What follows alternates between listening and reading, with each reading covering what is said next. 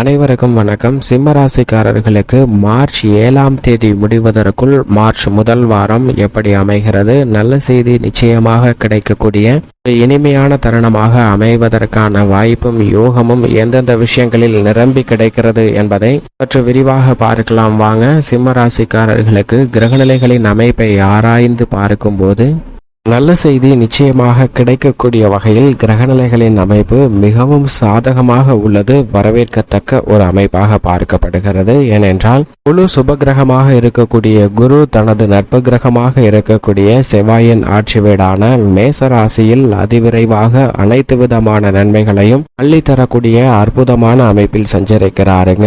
இது ஒரு சாதகமான அமைப்பாக பார்க்கப்படுகிறது. மிக விரைவில் அவர் ரிஷபராசிக்குள் நுழைய இருக்கிறார். அதற்கு முன்னதாக நிச்சயமாக முழு சுப கிரகமாக இருக்கக்கூடிய குரு அவரது நட்பு கிரகமாக இருக்கக்கூடிய செவ்வாயின் ஆட்சி வீட்டில் இருப்பதால் நீங்கள் எதிர்பார்க்கக்கூடிய நல்ல சுப செய்தி இந்த தருணத்தில் மிக சிறப்பாக கிடைப்பதற்கான வாய்ப்பும் யோகமும் உண்டு என்பதை தெளிவாக உறுதிப்படுத்துகிறாருங்க. அது மட்டுமல்லாது முழு ஆட்சி பலம் பெற்று ஜீவனாதிபதியாக இருக்கக்கூடிய சனி வலுவாக சஞ்சரிக்கிறார். தனது சொந்த ராசியான கும்ப ராசியில் அவருடன் அவர் தந்தையுமாக இருக்கக்கூடிய சூரியனும் இணைந்து சஞ்சரிக்கிறார்.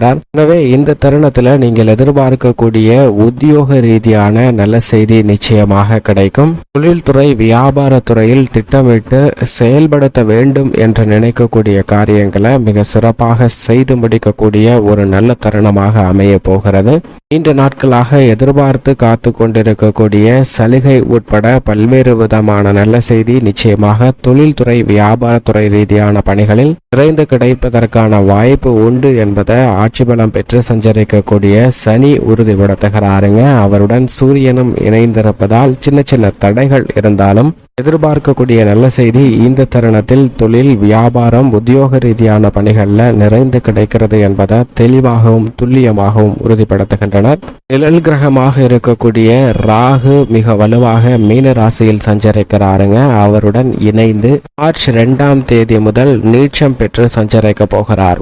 புதன் ராகுவோடு இணைவது மேலும் நீச்சம் பெறுவதால் பல சிரமங்கள் நிச்சயமாக குறைவதற்கான வாய்ப்பு உண்டு. ஆனால் உணர்ச்சி வசப்படாமல் இந்த தருணத்தில் நடந்து கொள்ள வேண்டும் என்பதை தெளிவாக எடுத்து காட்டுகிறார். நடைபெறக்கூடிய நிகழ்வுகள் எல்லாமே சாதகமாக மாறுவதற்கான யோகமும் அமைப்பும் நிச்சயமாக கிடைக்க வரும். எனவே உணர்ச்சி வசப்படுதலை தவிர்த்து விட்டாலே இந்த தருணத்தில் நிச்சயமாக நல்ல பல முன்னேற்ற வாய்ப்புகள் நிறைந்து கிடைக்க போகிறது என்பதை ராகு புதன் கூட்டணியானது உறுதிப்படுத்துகிறது.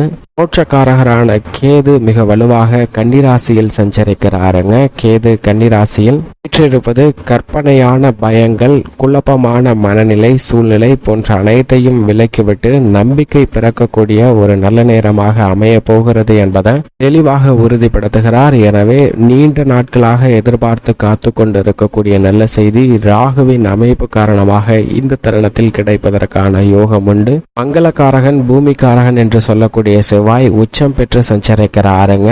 அவரது உச்ச ராசியான மகர ராசியில் வலுவாக சஞ்சரிக்கிறார். அவருடன் சுக்கிரனும் இணைந்து சஞ்சரிக்கிறார். சுக்கிர மங்கள யோகம் மிகவும் அபரிவிதமாக நிறைந்து கிடைப்பதால் இந்த தருணத்தில் நீண்ட நாட்களாக சந்தித்து வரக்கூடிய மன அழுத்தம் விலகி நல்ல வாய்ப்பு நிறைந்து கிடைப்பதற்கான யோகம் உண்டு என்பதை தெளிவாகவும் துல்லியமாகவும் உறுதிப்படுத்துகிறாருங்க. மங்களக்காரகனும் சுகாதிபதியாக இருக்கக்கூடிய சுக்கிரனும் இது நிச்சயம் வரவேற்கத்தக்க ஒரு அமைப்பாக பார்க்கப்படுகிறது. உதாரணமாக ஒரு நபர் வேலை இல்லாமல் அவருடைய வருமானத்திற்காக பல்வேறு நிறுவனங்கள்ல வேலை வாய்ப்பிற்காக முயற்சி செய்து கொண்டிருக்கிறாருங்க. அப்படி முயற்சி செய்து கொண்டிருக்கும் போது பல நிறுவனங்கள்ல அவருக்கு வேலை வாய்ப்பானது மறுக்கப்படுகிறது. ஏனென்றால் சில காலி பணியிடங்களுக்கு அதை விட கூடுதலாக 10 மடங்கு பேர் விண்ணப்பிப்பதால் பலருடைய விண்ணப்பங்களும் நிராகரிக்கப்படுகிறது. இருந்தாலும் தொடர் முயற்சியாக வெவ்வேறு நிறுவனங்களை அணுகி தன்னுடைய வேலை வாய்ப்பிற்காக முயற்சி செய்து கொண்டிருக்கிறார். அப்படி ஒரு நிறுவனத்திற்கு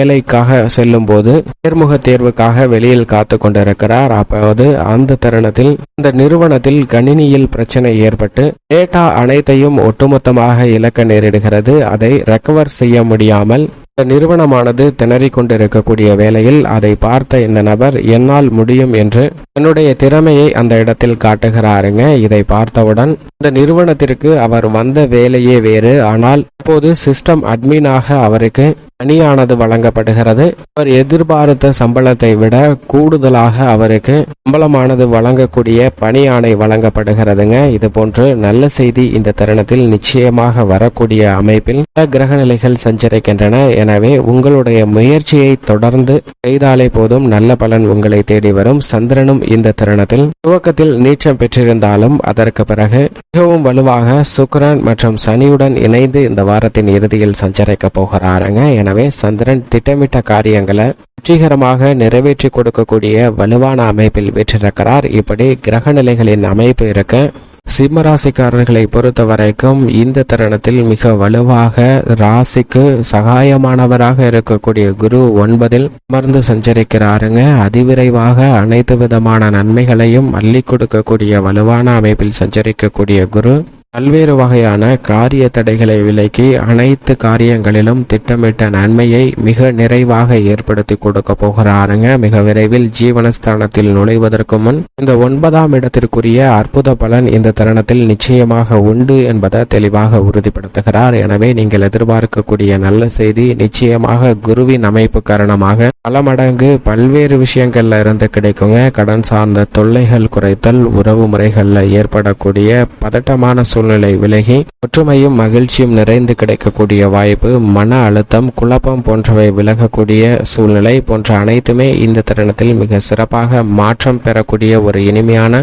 தருணமாக அமைவதற்கான வாய்ப்பும் யோகமும் நிச்சயமாக கிடைக்க இருக்கிறது. அது மட்டுமல்லாது கொடுக்கல் வாங்கலில் இருந்து வந்த சிரமங்களையும் வெகுவளவில் குறைத்து நீங்கள் எதிர்பார்க்கக்கூடிய நல்ல முன்னேற்றத்தை நிறைந்து ஏற்படுத்தி கொடுக்க போகிறாருங்க. சப்தமஸ்தானமாகிய 7ல் ராசியின் அதிபதியான சூரியனுடன் சனி ஆட்சி பலம் பெற்று சஞ்சரிக்கிறார். 7ஆம் இடத்தில் சனி கண்டச்சனியாக அமர்ந்திருக்கக்கூடிய இந்த தருணத்தில் அவருடன் ராசியின் அதிபதியான சூரியனும் இணைந்திருப்பதால் சற்று விழிப்புணர்வுடன் அனைத்து விதமான பணிகளையும் எதிர்கொள்ள வேண்டும். ஏனென்றால் அதைவிட வலுவாக ராகு அஷ்டமத்தில் வீற்றிருக்கிறாருங்க. ராகு அஷ்டமத்தில் சஞ்சரிப்பது அவ்வளவு சிறப்பான நன்மை தரக்கூடிய ஒரு அமைப்பாக நிச்சயமாக சிம்மராசிக்காரர்களுக்கு பார்க்க முடியாது. அவருடன் இணைந்து மார்ச் 2ஆம் தேதி முதல் அஷ்டமஸ்தானத்தில் புதன் நீச்சம் பெறுகிறாருங்க. அஷ்டமஸ்தானத்தில் ஒரு வகையில் புதன் நீச்சம் பெறுவது சில நன்மைகளை ஏற்படுத்தி கொடுக்கக்கூடிய ஒரு அமைப்பாக தான் பார்க்கப்படுகிறது. இருந்தாலும் உணர்ச்சி வசப்படாமல் சற்று நிதானத்துடன் இருக்க வேண்டும். ஏனென்றால் மோட்சக்காரகரான கேதுவும் வாக்குஸ்தானத்தில் இருக்கிறார். எனவே வார்த்தைகள்ல அதீத கவனமும் விழிப்புணர்வும் நிச்சயமாக தேவைப்படுகிறது.